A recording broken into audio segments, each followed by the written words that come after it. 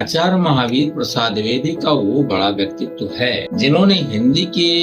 उत्थान के लिए या हिंदी भाषा के उत्थान के लिए अथक प्रयास। उस प्रयास में सबसे बड़ा प्रयास उनका ये था कि हिंदी के गद्य और पद्य की दोनों की भाषा एक, अर्थात हिंदी की जो काव्य भाषा ब्रज भाषा के रूप में प्रचलित थी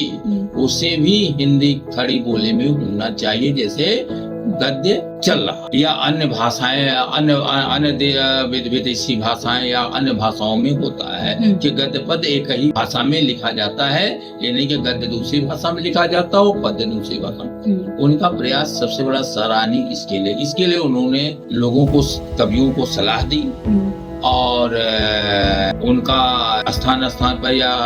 समय समय पर उनका मार्गदर्शन भी किया। और इस मार्गदर्शन में खुलकर जो पहले कवि के रूप में आते हैं वो श्रीधर पाठक आते हैं, उसके बाद उसी क्रम में रामनरेश त्रिपाठी जी आते हैं, लेकिन इसका पूर्ण विकास परिप्रवास के रूप में अयोध्या सिंह उपाध्याय हरिऔध जी ने जो ब्रज भाषा से खड़ी बोली में उन्होंने परिप्रवास की रचना की और वो ऐसा महाकाव्य है जो श्री कृष्ण और